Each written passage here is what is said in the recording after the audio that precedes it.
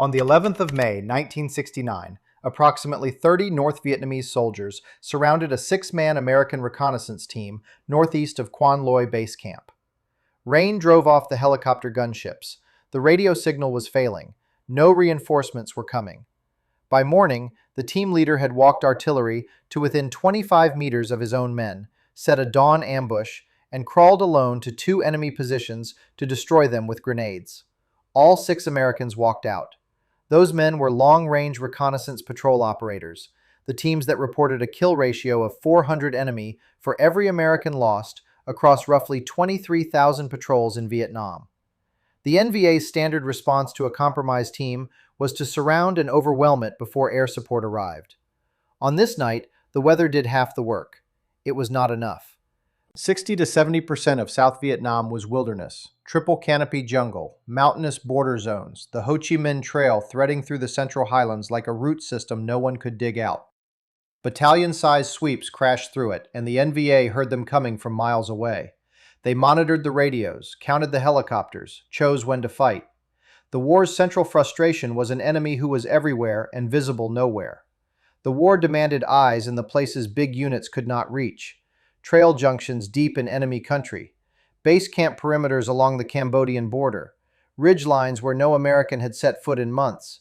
It demanded men willing to go in teams of 6 and trust that someone would come get them when things went wrong. Sometimes no one came. On the 1st of June, 1967, Sergeant Steve Bonert's 4-man team from the 2nd Brigade LRRP, 4th Infantry Division, inserted into the Ya Drang Valley near Highway 19 for a B-52 bomb damage assessment.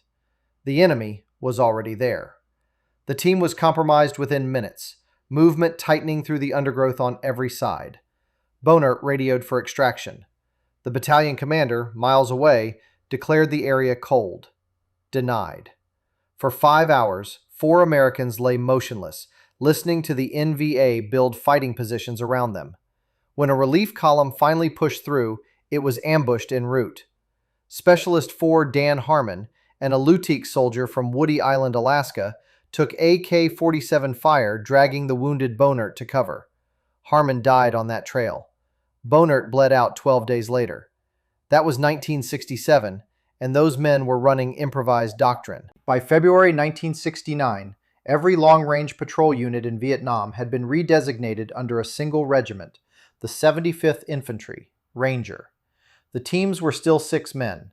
The jungle was the same, but the doctrine had hardened into something the NVA had not accounted for.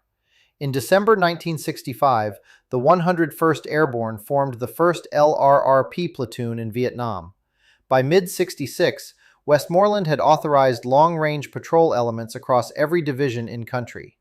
On the 1st of February 1969, all units were reflagged as lettered companies of the 75th Infantry Regiment, Ranger, 13 companies, each tethered to a parent division.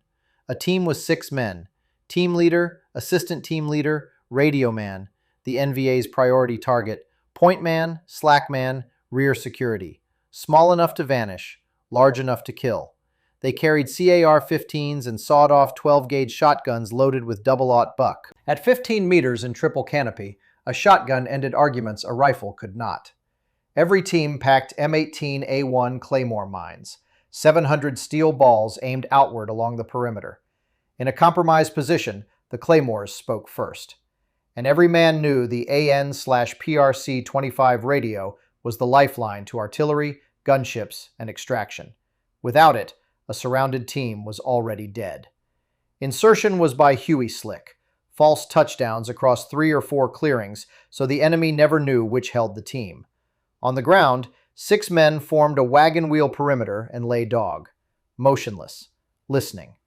A 1969 analysis in the U.S. Naval Institute proceedings found that a soldier's survival odds were twice as great on a 6-man strike team as in a battalion, and each man inflicted roughly 6 times the enemy casualties. The math was counterintuitive. It was also real. On the 22nd of February, 1969, Specialist 4 Robert Law and 5 teammates from Company I, 75th Rangers, 1st Infantry Division, set a claymore kill zone over a streambed trail in Tin Phuoc Tan Province. 3 Viet Cong appeared. The team dropped 2 with rifle fire and detonated a claymore onto the third, a machine gunner, at contact distance. In the firefight that followed, team leader Danny Wiggins called danger close artillery. Then an enemy grenade landed among the team. Law threw himself on top of it. 5 men walked out because 1 did not. He received the Medal of Honor. Company I had now buried a Medal of Honor recipient. 3 months later, another I Company team leader would face the same arithmetic. 6 men, enemy on every side, no way out but through. That night, the equation came out different. On the evening of the 11th of May, 1969, Sergeant Orman Crabtree's 6-man team from Company I, 75th Rangers, 1st Infantry Division, was operating northeast of Quan Loy Base Camp in Bin Long Province when they counted approximately 30 enemy soldiers moving through the trees. Not from one direction, from all of them. Darkness closing, a light drizzle starting, the radio signal weak, barely reaching the relay. This was the scenario every LRRP trained for and hoped never to face. Compromised, outnumbered 5-1, the jungle shrinking around 6 men who could not run. Crabtree got on the radio and called artillery. The first rounds landed at 50 meters, close enough to feel the concussion in his teeth. Not close enough. The enemy kept moving. He adjusted. 25 meters. At that distance, the margin between saving his team and killing it was a correct 8-digit grid coordinate. 1 transposed number and the next salvo lands on top of them. The drizzle thickened into a downpour. Helicopter gunships tried to support. The rain drove them off. The team was alone. 6 men in a perimeter smaller than a living room, high explosives shaking the ground on every side, the handset drowning in rain and static, and 30 NVA soldiers somewhere in the dark between the shells. They held through the night. At first light, Crabtree counted 10 enemy soldiers moving toward the team's position. He set the ambush himself. The killing blast dropped 4. 6 survivors opened fire. Crabtree led a flanking move, then broke from his men and crawled forward alone. He reached the enemy position and destroyed it with grenades. A machine gun bunker opened up from a second position. He crawled to that one too. Elbows and knees in the mud, muzzle flash 40 feet ahead of him in the gray morning light. Grenades into the aperture. The bunker went silent. All 6 men walked out. The same company that buried Robert Law in February brought every man home in May. Not because the mission was easier, because one team leader refused to let the dark, the rain, and 30 enemy soldiers write the ending. Sergeant Crabtree received the Distinguished Service Cross, Headquarters, U.S. Army Vietnam, General Orders No. 4343, dated the 6th of December, 1969. He was inducted into the Ranger Hall of Fame in 1996. It was not recklessness. It was doctrine pushed to its outer edge. A surrounded LRRP team had one asset the enemy never expected. A team leader trained to bring high explosive within 25 meters of his own men and keep adjusting until the enemy broke or died. Crabtree did not call artillery to hold the NVA off. He called it to kill them. When the survivors regrouped at dawn, he ambushed them. When the ambush left the job unfinished, he crawled forward and finished it with his hands. Crabtree's team was not writing those numbers alone in 1969. In July, an 11-man Ranger camp from G Company, 75th Infantry, Americal Division, at Landing Zone Baldy, took a company-sized NVA sapper assault head-on. The camp's pet dog, a mutt named Crash, alerted before the sappers hit the wire. 11 Rangers held through the night. At dawn, 31 NVA bodies lay inside the perimeter, part of a broader fight that left approximately 43 enemy dead. The camp held.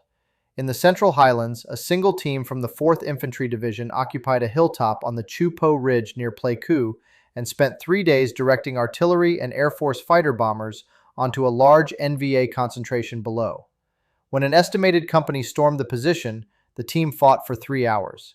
They were pulled off a hilltop that was, by then, on fire. 6 men had served as a fire control node, calling the full technological weight of the American military from a piece of ground smaller than a tennis court. The NVA adapted. By 1967, they had fielded counter-reconnaissance teams with tracking dogs stationed along the trail, callable within 24 hours of a boot print.